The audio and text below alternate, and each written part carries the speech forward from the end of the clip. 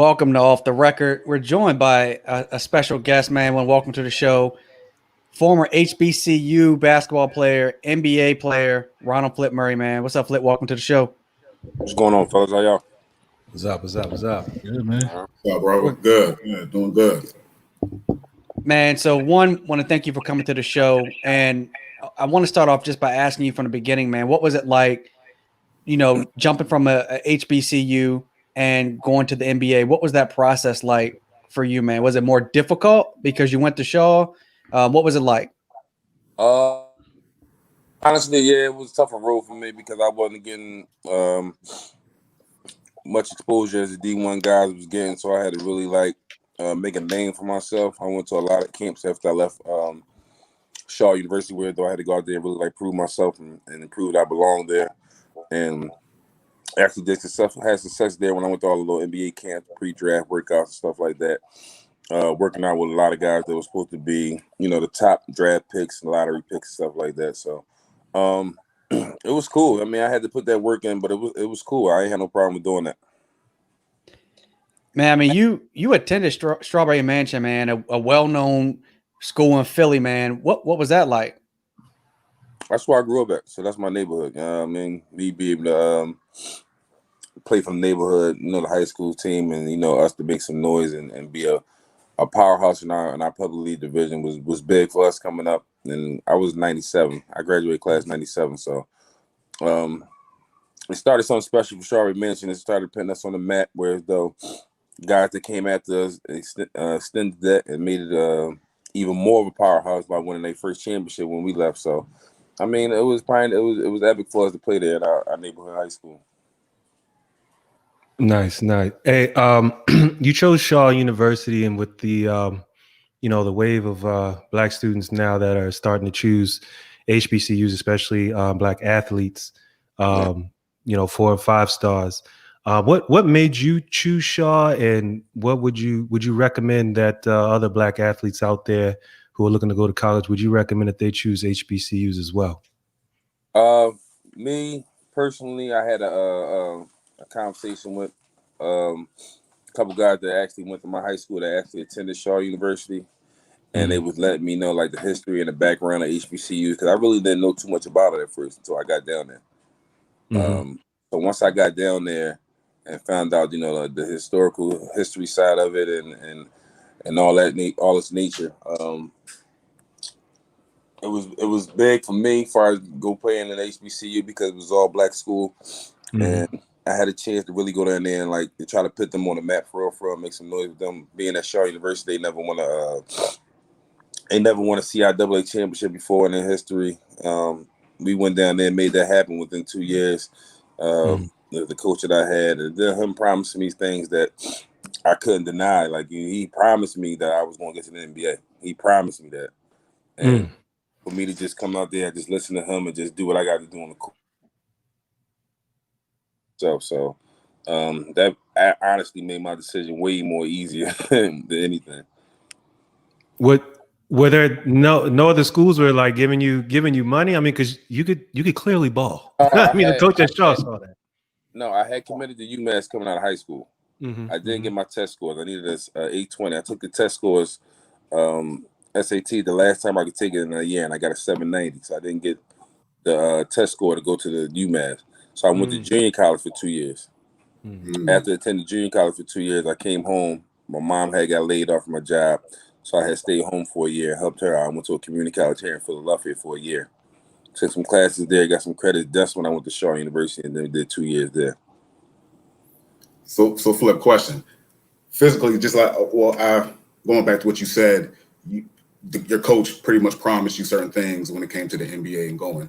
But when did you actually know physically that you was gifted to where you could actually take it that far? I mean, I've always been thinking about the NBA since I was a little kid. That was your dream as a little kid. I always want to go play in the NBA. So, I mean, that's always was in my thought process. But to me, actually see it start coming through was probably my junior year, my first year at Shaw University, when I had actually started having scouts come out to watch the games. And I was starting to notice them come up. Then the senior year really kicked off. by me getting that Division II Player of the Year, and I really started seeing a lot of more scouts. Then I started getting more contacts, and then once I got involved with an agent, I got an agent, and then I started receiving more, invites to go to different NBA camps, stuff like that. Then I knew it was a chance that I had it was a strong chance I had a possibility going and making. Yeah, cool. And just looking back, I can look at it and see it from that perspective because you play ball. I went to school, so I saw it from the aspect of the fan watching, you guys play ball and watching you guys bring the chip back to Shaw. Can you kind of go over a little bit in the sense of, I guess, the grind and the process of what it took for you guys to actually make it, to actually get to the CIAA and actually win the whole chip and actually bring it back to Shaw? So you already know, you seen it hand for hand. We put work in. It wasn't no secret. We put work in. And, I was the pioneer and leader for that. We used to run all the way up. What's that? I don't even think it was LA Fitness back then. I forgot the name of the little gym we used to go to in Gardner. It was like up the street from the school. We used to run there back and forth for our conditioning. We used to go to Duke University at the Wallace Wade football stadium, run football stadiums around back. We put work in. So our first year when we was there, we went 15-10, I think we went. But that was our first year with all of us playing together, not really knowing each other. So we ended up getting a bye the first round in the tournament, but we ended up losing to St. Aug. So that didn't stick right with me at all. For St. Aug, our rivalry. You know that. Shit, you already know. Yeah. We had to hear that shit all fucking summer, and they coming back and forth. They gonna talk crazy. So I ain't that summer after that first year when we played, I stayed down there. I didn't even come home.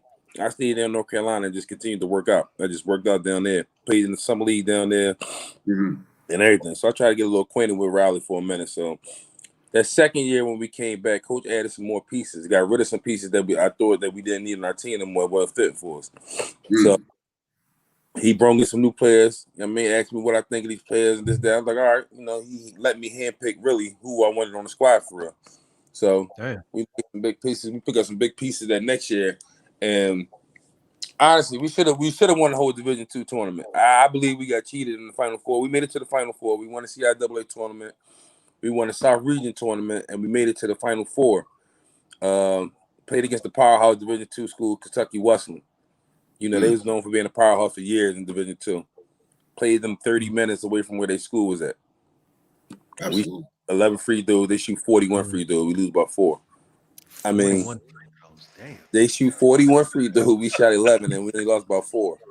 Good Lord. Let you know what type of game was going on down there. But, it is what it is. That's when the politics came into it. So, but for us to bring that back to Shaw University, man, then for the love that we got when we got back home from that trip, man, it was big for us, major for us, man. It was a real good feeling for us, man.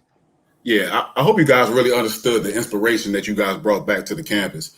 For everybody, man. It really showed that you can do anything that you want to as long as you put in that work, you grind. You can be successful in anything that you want. And when you guys came back and you brought that, you brought that chip back to Raleigh, it transcended and it made waves all throughout. When it came to sports, when it came to academics, when it came to people wanting to be successful and just achieve their dreams, man. So that was big what you guys brought. I know you guys maybe realized it, but I actually speaking about it down the road, 15 years later, plus, it's amazing what you guys brought. I appreciate that, bro. Appreciate it. Yeah. So Flip, I'm a fast forward a little bit. So you go from that, you get drafted into the NBA. So you being a Philly guy, we all East Coast guys on here. We in the Baltimore area. Okay. How was it like going from Philly to Milwaukee, man? Like, you started in Milwaukee and then eventually Seattle. Like, was it a culture shock for you, man? Was it slow? Was it? Because I've heard stories of other NBA players where they go from one place to another and they like, damn, this one I'm gonna be for a minute. So how was that? Well, Milwaukee definitely was slow. It definitely was slower than I was used to coming from Philly. But that was a good thing for real, because that had kept me focused and kept me in the gym for real. I really didn't have too many things to go do out there. And plus it was cold out there too, though. So they got a lot of like snow and stuff like that. So I was a rookie though. I had some good veterans above me, man. When I was there in Milwaukee, they kept me in line for real. I had Irvin Johnson, who made sure that all the rookies, stayed in line and stayed in place on what we had to do and stayed at task, and didn't really let us get caught up in too much of the dumb stuff that was out there. With that being said, I came in with, like I said, I had Irvin Johnson, rest in peace, my man Anthony Mason, man, my OG, man. Jason Caffey, man. I had Sam Cassell. I had Ray Allen. I had Kevin Alley. I had some real OGs that was on my squad that really took me under their wings for real, and tried to show me the ropes of the NBA and show me the path and how to work and, how to stay in the gym and continue to work on your craft and your game and stuff like that. So it was a shocker for me because I ended up getting traded that year, my rookie year. And that's when I went to Seattle. Seattle picked up way from Milwaukee. Seattle was a nice city. Seattle was a real nice city. The only downfall I had with Seattle, it just rained too damn much. It rained 34 straight days while I was out there, man. So that's the only downfall I had on. But Seattle was overall a nice city, man. Beautiful water view out there, man. Seattle was okay. I had fun out Seattle. I was out there for like 3.5 years playing out there. So it was a little different for me, but it was something I was willing to adjust to. That's what's up. So when you first came to Seattle, Ray Allen got hurt. You had to step in.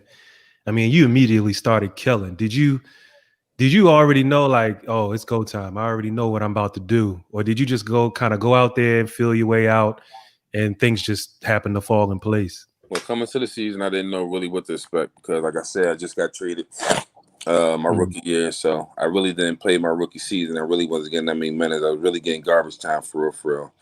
Plus, it was the end of the season. We wasn't going to the playoffs. So I didn't know what to expect. But coming into that season, I had a great summer league playing with Seattle out on the West Coast when we had to play in the summer league. So averaged like 35 that summer playing in the summer league with Seattle. So I knew that I had their attention because the way they were showing me love in the summer league, they was really letting me just go out there and just play basketball. I really didn't have no leashes or no string on me. So coming into the season, I didn't know what to expect. But when that call came through saying that Ray was going to be out for like the first whatever games he was going to be out for the season, that light went off. All right, it's go time now. They got to play you.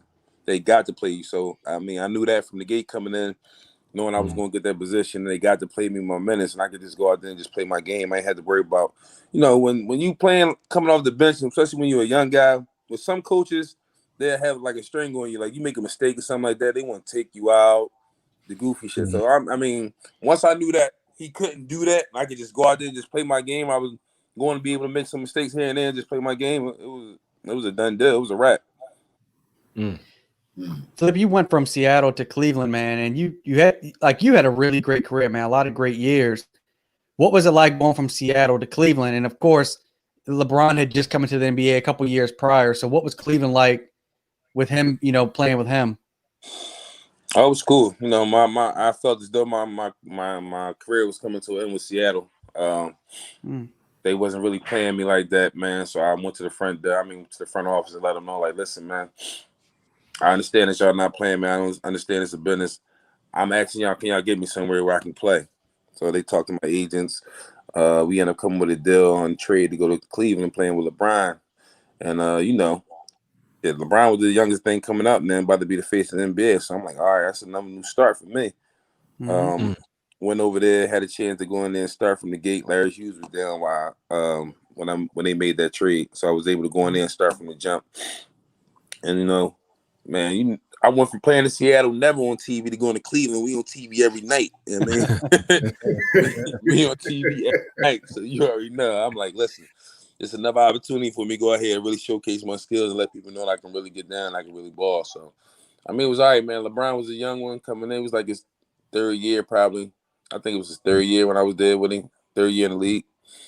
So, he was the next up-and-coming star of the NBA, man, and he was learning the game, but he also had crazy talent, man, and just to be out there in the court with him and just the ball with him, man, at the same time, it was pretty thorough, man.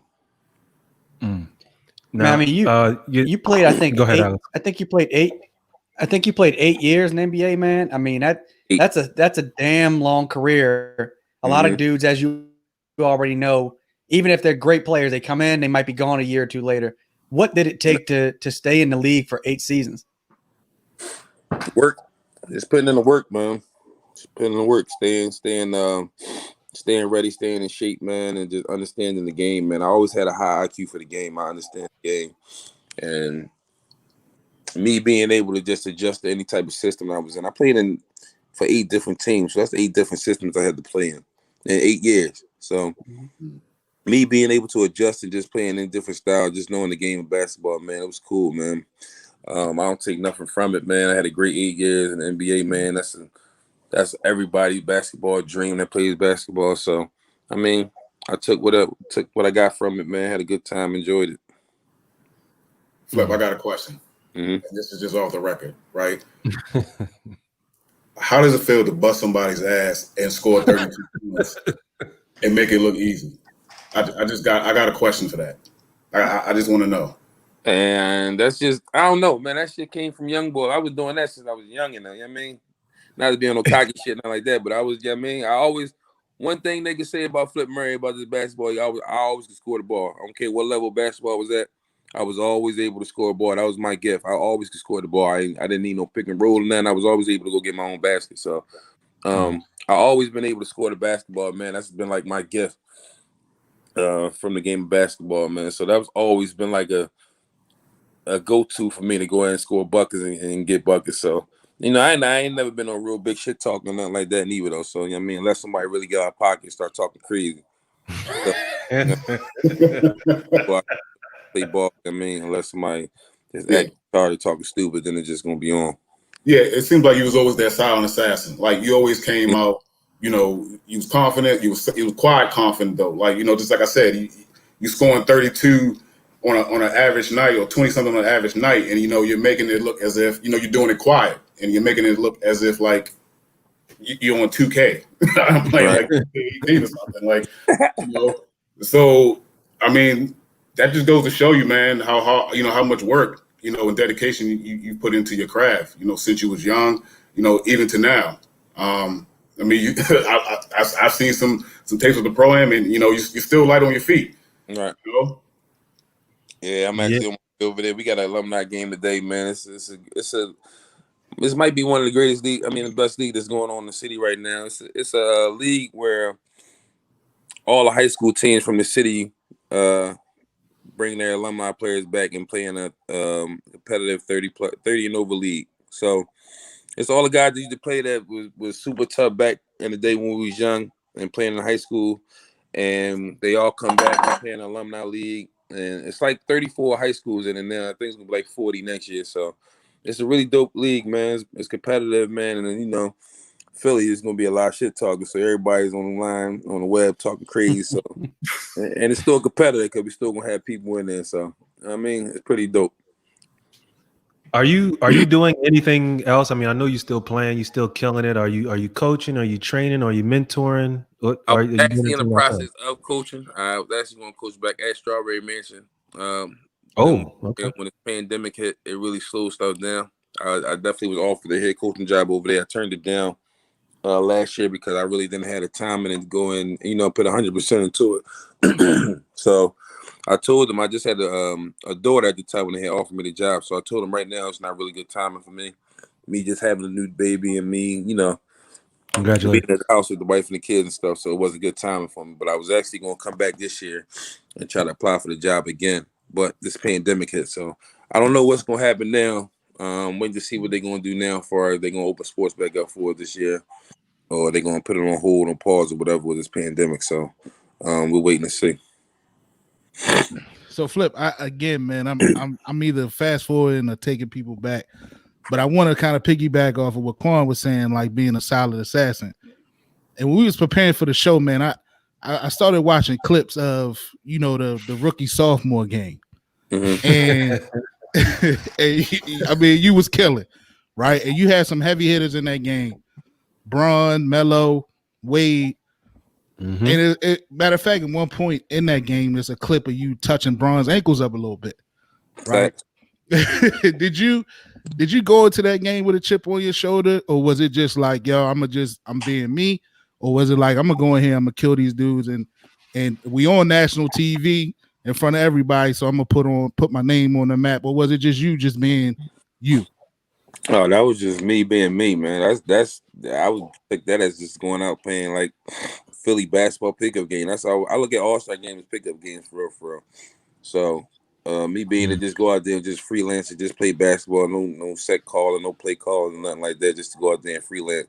You know, I grew up on that, playing in the streets of Philly. So I take it as that, the street ball game, me going out there and playing. I really didn't have no chip against them or nothing like that. It wasn't nothing personal, just me going out there and playing ball for real. So I didn't look at it as no chip on my shoulder or anything like that. That was just me going out, just freestyling, just having fun playing basketball.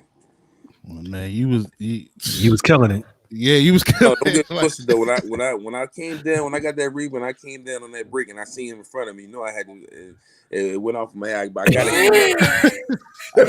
homies and stuff in the crowd, so I got to hit him with some shit right here. I mean, he actually went for it, so I didn't think he was gonna go for it like that, but he damn near fell. yeah. Definitely thought like, I got hit with some shit right here. So I mean, let me see if I can get my one little highlight off on the King real quick. Well, that's 25 and 10 was 10 assists was the stat line. Do you still think you can ball in the NBA, man? Right now, no, my body not built for it right now. I ain't in the basketball shit right now. I'm playing the league. I can if I was to really just continue to go work out, but I've been through a couple injuries. I suffered a fractured hip. That really set me. That's what really set me back for real, man. When I fractured that hip, because that put me out for like a good 10 to 11 months, man. Where though I couldn't even get busy, and that took away all my motion for real. So it took me a while to get back to like 100%. I still don't think it's at 100% for real. Probably like at 85, 90%. I don't think it ain't back to what it was before. So that fractured hip was a major injury for me, man. That really like changed my process and the way I was moving in the NBA. So one question for I got so the career that you've had throughout the NBA as well as going overseas and as well as being known as one of the top 5 street ballers in Philadelphia, does that bring a overall comfort to your basketball career and how you started to where you came now as a grown man and the professional basketball level that you played and to where you've gotten to as far as achieving the success that you've acquired? I mean, if it was for me to stop it right now, I mean, I'm still trying to like build on my legacy, still playing with this, and then trying to see what I could do with this coaching. But if it was the end right now, I'm cool with what I accomplished, what I did for with basketball, man. Me coming from North Philly, making it all the way to the NBA, man. And I took the back road to get to the NBA. I ain't take no easy route, Division I. Nothing was handed to me. I had to go out there and work for everything I got. So, me knowing what I went through to get there and make that happen, and then for me to know that the many people that I inspired from Philadelphia to be able to go on the same page. And I had so many people come up to me like, Flip, man, I just want to say thank you, man. You making it to the NBA, man, you inspired me, man, to go in that gym and work. Young boys stuff used to come up to me and say that to me, man. So when I get feedback like that back from kids and stuff from Philly, that makes me think and lets me know what I did was something special, and I'm appreciative of it. Man, Flip, I got to ask you, man, I'm sure you're seeing everything that's going on with the NBA. The coronavirus impacted the entire world, but the NBA was able to get these games back up and get the playoffs in Orlando.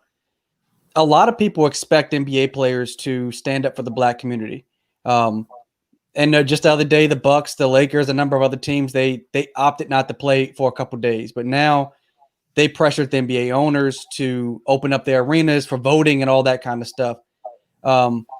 How much power do these players have in terms of pushing social justice forward? Got all the power, man. Got all the power. We live in a crazy world right now. What's going on, man? Our society.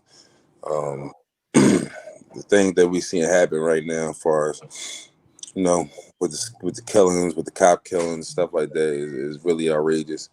I'm glad and happy that they finally stood up and took a stand and try to force some impact to them, to go out and say something and make something happen.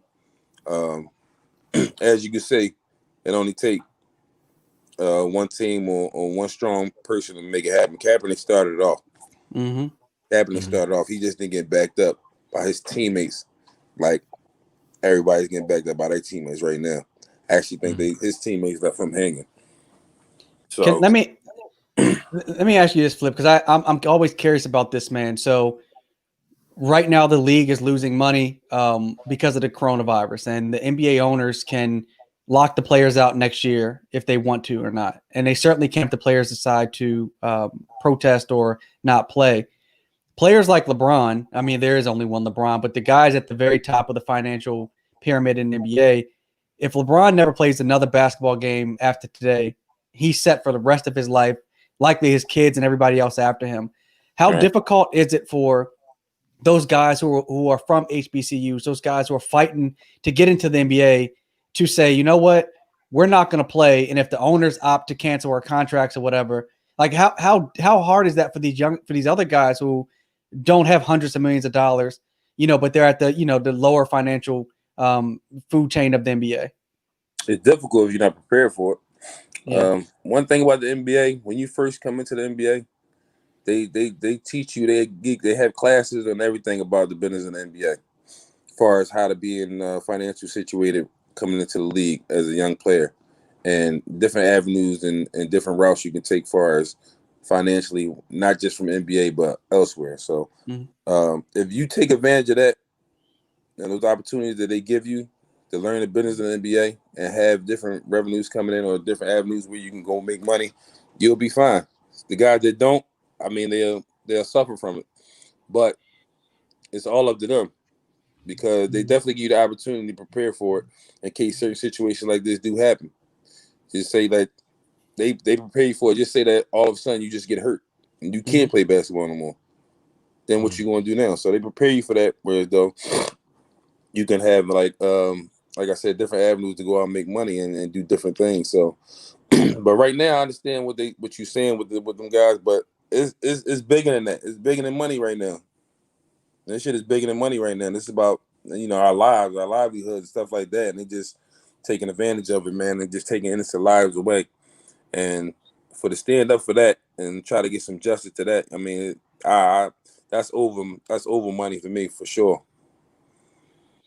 Nah, man, I appreciate that. I'm gonna let everybody else go around. If anybody else has any more questions for Flip, I'm sure y'all do. So, everybody got any more questions for him? I do, but we gotta wait, man, because it's like I said, man. It's been an honor, man, speaking with you, Flip, and everything that the success that you brought to, like I said, the HBCUs, to people around you, to people looking you, notice you, kids, man. Like I said, man, keep doing what you're doing, brother. You're very inspirational, and Appreciate that. Thank you for everything and much support to you. Appreciate that. I'll just end my piece off by just asking Flip, seeing you came from Strawberry Mansion to Meridian to Shaw, like you said, you had to work for everything you had. Is there any message that you have out there to other young brothers out there, young sisters out there who are on a similar path to you? Is there any message that you have for them? The same as I always say, man. Continue to pursue your dreams, man. Whatever it is, continue to pursue it, man. Whatever the route is you may have to take, whether it's the harder route, the longer route. I mean, if it's something that you really, really want to do, something that you really, really love, just continue to pursue it, man, and try to do whatever it needs to be done to make it and make that happen. Because that's exactly what my situation was, man. Like I said, me leaving Philadelphia, I went all the way out to Mississippi to go play junior college by myself. One suitcase, went out there, just to try to make something happen for me as far as my career, then my education, man. And then just continue to pushing for me coming back and, going to Shaw University, then having a chance to really be in the NBA draft and make NBA, didn't make that happen, man. I mean, it was a blessing for me, man, something I would truly remember, something I would truly take with me when I'm out of here and I'm gone. So Whatever your dream is, man, just pursue it, man. To continue to push hard and just work. I'm gonna get you out of here on this Flip. First, I want to say, man, we appreciate you, of course, taking the time to sit down and talk with us.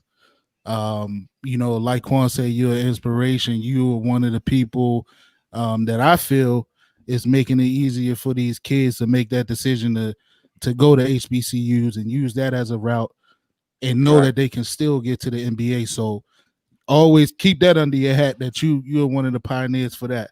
But I got one last question to get you out of here on. You got a game today, man. What you gonna drop, man? How much you dropping today? Because last season, the team that we playing today, they actually eliminated us from the playoff last year. Oh shit! So this game gonna be real personal. They know that. And they talking all crazy on the social media and stuff like that, but that's just letting me know that they really scared. They talking too much on it. So this game is personal. So I got to go out there and at least get a quarter at least. This game is personal. This game is personal. And I'm the OG out there now. I'm probably one of the oldest players out there, so it's still personal. I feel bad for the ankles. Yo, Flip, man, much respect. We really appreciate you coming on, man, and hope you have a great game today. I thank y'all for having me, bro. Seriously, man. Y'all take it easy, man. You too, Thank bro. you. You too, man. Bro. Fellas. All right, man. Fellas, that was a heck of an interview, man. Flip was great. Yeah, man. I appreciate Flip coming on, man, and speaking to us. That Shaw connection between you and Quan, y'all made that happen. So I appreciate that. Like you said, Mike, that when you talk about guys who went straight, not straight to the NBA from high school, but guys who went to HBCUs. I mean, anytime you talk about that, Flip's name come up. If you know basketball, hey, Flip name come up. So I'm very appreciative and happy he came on with us today. Yeah, me too as well. Seeing it from the aspect of a college student, and pretty much just trying to find my way. Like I said, inspiration comes in many ways, many shapes, many forms, many fashions, and to bear witness to something of that at a young age to now, and to see it manifest, it's amazing. And it does show that wherever you come from, if you have a goal at hand, you have a dream, you just got to work hard. Despite the some of the pitfalls or whatever, you just you keep pushing. You don't let anybody dictate who you are and where you want to go. Now, so he said something that's going to lead us into our next conversation, man. And he said, pursue your dreams, like what they are. Go ahead and go for them, man. And so I know we decided to have a conversation about Chadwick Boseman. Rest in peace, Chadwick. Died unexpectedly, at least for the rest of us who didn't know he was sick. Died at 43 to colon cancer. He was diagnosed at 39, man. And Chadwick, he's got some iconic roles. I thought he had next, like people talk about like Denzel and folks like that. Chadwick was it, from Thurgood to Black Panther to Jackie Robinson to James Brown. I mean, like he was it, man. So 2020 has been a roller coaster. And to hear, another brother has passed away, even though this is not at the hand of police or anything like that, but just another brother who seemed to be a good dude, gone. Certainly at 43, we're all in our late 30s. Like, that's crazy. So I want to give everybody an opportunity to speak their piece, man, on Chadwick. Well, y'all heard me say it when we did the episode with diapers and haircuts. And we list our top 5 black figures. The first person I named was, Chadwick Boseman, T'Challa. I mean, that was, and not just that role, but all the roles he played. Like, I saw a post earlier saying, like, he was giving our black heroes, he was giving their flowers. He was giving them their flowers while he was here. It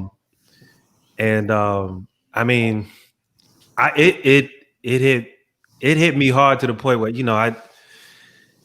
that shit caught me off guard, man. 43, colon cancer, that's young. That is young. Hey, black men, all men, go to the doctor. That was, look, I need to schedule my next doctor's appointment because I'm ready to get my colonoscopy or whatever. I'm man, that hit hard, man. He as far as like an actor, or that was like one of my heroes as far as celebrities are concerned. So I'm sad to see him go, man. For me, yeah, man, it's unexpected. It's speechless. You don't know what to say.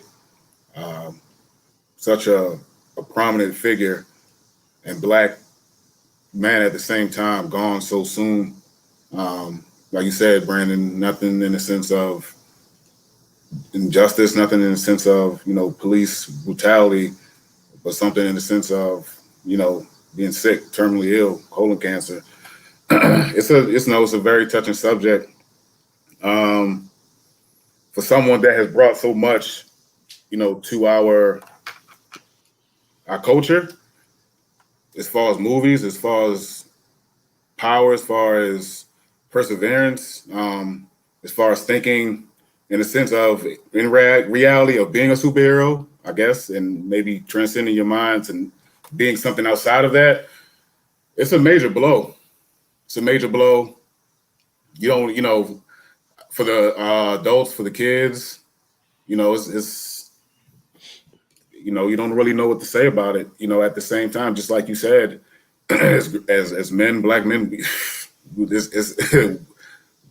have to set up our doctor schedules and start getting checked thoroughly, physically. You know what I mean, for everything, because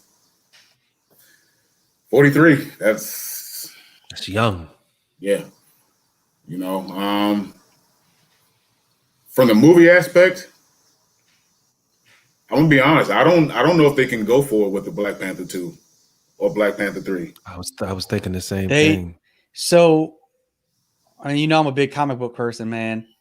They'll probably chill on it. Like, it's already been pushed back because of all this stuff. It wasn't supposed to come out to 2022, I believe, maybe 23. They're gonna go forward with Black Panther.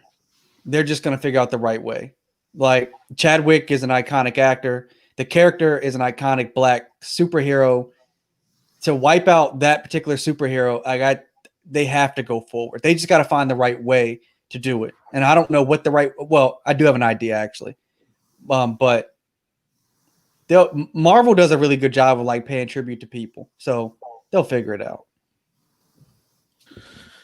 So, I mean, first of all, what I want to say is to piggyback off of what you guys are saying, 43 is young. But he's been dealing with this for 4 years. So you looking at 39 that this first came on for him. So so it is young, but it's even younger than what we initially are thinking because of his age, the age of where he passed. But I will say this. It's a tough blow anytime you lose somebody like that. The way you lose them, the way he was lost, his age, things like that. 2020 just been on some shit, man. Losing Kobe and then losing him, it's crazy. It's just been a wild year. But you know what? What I was thinking about to myself, and me and Donnie kind of shared the same thoughts. At the same time, we kind of like sent them to each other at the same time. Like, this is like, he gave a lot of our young Black boys hope. Boom. You know what I mean? Like, this is his character in Black Panther it's like the first superhero for a lot of our children. Yes. So this might be, it's not just affecting us.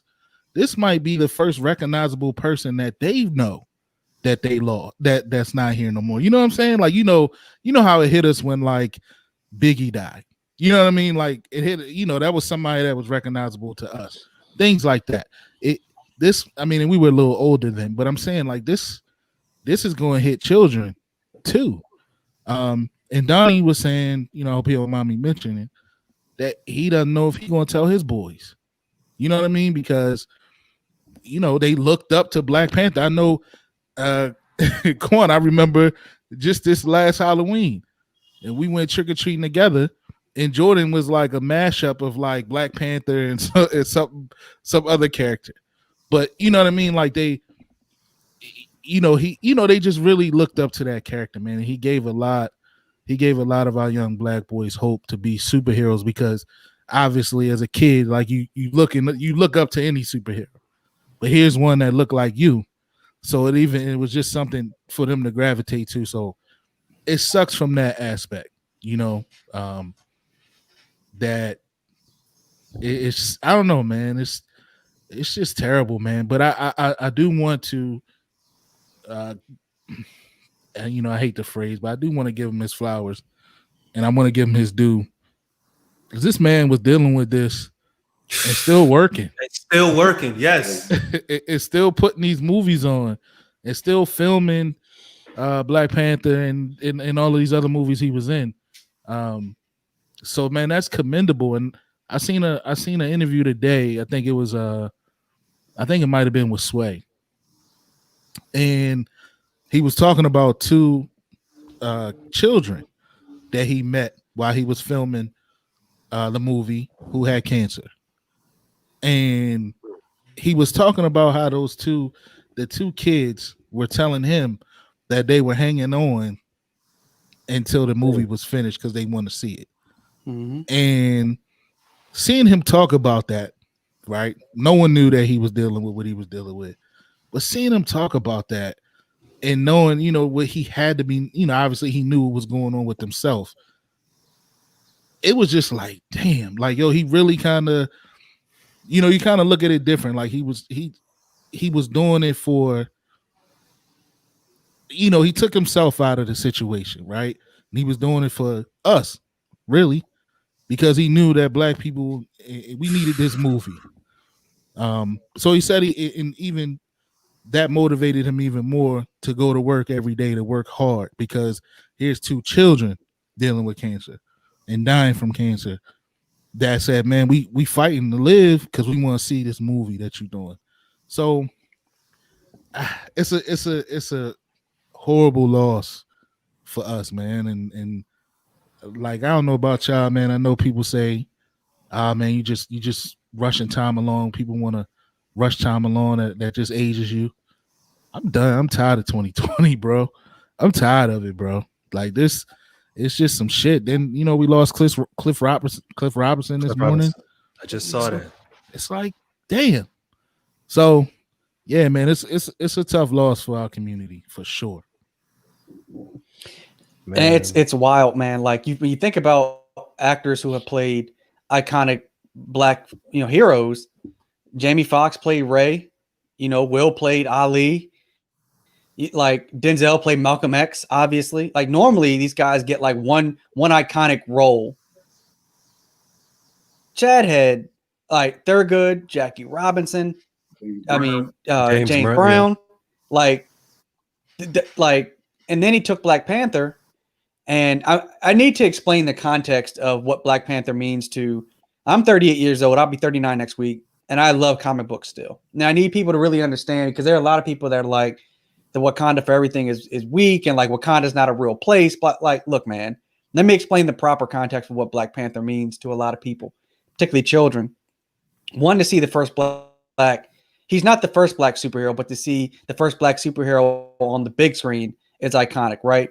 Not only that, man, like the dude had more money than Iron Man. He was just as smart, was the ruler of a nation that was more powerful than the United States. A Black man. His sister was a genius. He was guarded by the most fiercest Black women on the planet. Like, for a young kid to see see someone that looks like them be that powerful is iconic, man. So Chad brought that role to life. Yeah. Also, too, just to piggyback on that, it was also, he came from the genetic tree. His father was a king. You know what I mean? His old earth, his mother, she was a queen. You know what I'm saying? his brother was, his uncles were part of royalty. So it also showed the lineage, and also the Black lineage of, where we come from a historical standpoint as well. Yeah, it did. Look, I don't know if I've ever said this to you guys, but I've said this to other people. Wakanda is what Africa would be if they didn't rob Africa of its people and its resources. That's what Wakanda is. If Europeans didn't come in and take out our ancestors, if Europeans didn't come in and take out the gold and the diamonds, that's what Africa would look like. Wakanda, literally the center of the earth. But it's sad to see him go, man. Typically you don't get your colon checked until you're 45. Somehow, some way, he opted to, I guess, get it looked at early and found out he had stage 3 and went. And when it comes to cancer, stage 3 is, I mean, you find out you got it in stage 3, that's already close to, you could be gone. But he fought and put out iconic roles, man. So much respect to Chadwick, and I can only imagine what his family is going through. Thank God that he was able to pass away with them around him. You know what I'm saying? But 2020 been wild, man. 2020 has been a wild year. So I guess we'll wrap it up on that unless y'all got something else to add. Nah, man, I was well, one thing I do want to say, I want to kind of go back to what Mike said, giving the roses to people while they were here. He actually gave a tribute to Denzel Washington. Because Denzel Washington actually assisted with paying his tuition. I don't know if you guys remember back when Denzel Washington was paying for his tuition. Well, he was actually one of the kids that actually received the tuition. So, he gave Denzel Washington a shout out, and he's like, if it wasn't for you, it would be no Black Panther. It would, not only from the aspect of him, but from the aspect of all the cast, that put into Black Panther, because they were the gods before, they came before, and that had to pretty much fight, and preserve what we had, as Black people, and as far as Black cinema. So again, just as like I said, man, just want to they give tribute to him, and give my condolences to his family, and shine some light on what great things he brought to the world. And for our people. Yeah. Well said, man. Go ahead, Mike. Yeah, I think, and just to add to what you said, Alex, with the people that said Wakanda is corny because it's not real. Listen, I think that's the problem sometimes with our people is we strip that away from us. We strip the ability to dream, to live in that, to live in that fairy tale life for a minute. It's okay. Like I know leaving movie, I felt like Wakanda was real, knowing that it wasn't, but I just felt like, it was just something that, I was able to let myself go for a minute and be in that that make believe life. So I mean that's just, but like you said, man, he played he was going to be Black Panther no matter whatever role he did from that point on. Like it was one of those iconic roles that, when you play one person or play one role, no matter when that's who you are when they see you. So that's what he was going to be, and he'll forever be remembered as that. So yeah, man, it's rough, but I do want to close out and say, rest in peace to him, rest in peace to Cliff Robinson. Shout out to Crossover Media for putting this on and sponsoring this. Yeah, man, take care of your health, man. Black men, we got to get on that. We'll close on that, man. You've been listening to Off the Record. We're out. Peace.